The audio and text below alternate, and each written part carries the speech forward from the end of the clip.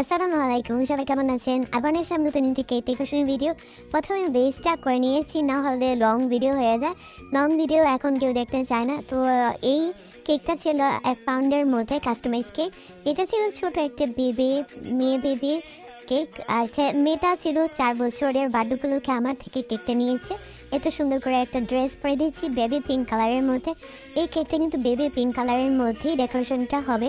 আর baby pink কালারের মধ্যে কিন্তু যে কোনো ডিজাইন করা হোক না কেন, দেখে কিন্তু অনেক সুন্দর লাগে। আর ছোটো বাচ্চা ছিল তো কী কালার দিব তা ভাবতে পারিনি। কাস্টমার বলেছে আমার মন মতো করে দিতে।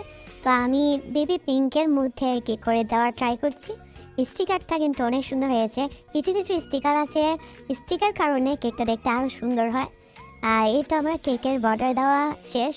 আমি যতটা পেরেছি যে পিঙ্ক কালারের মধ্যে কেকটা ফুল ডেকোরেশন করে দেওয়ার জন্য। আর আমি অফ ক্যামেরাতে নামটা লিখে নিয়ে এসেছি।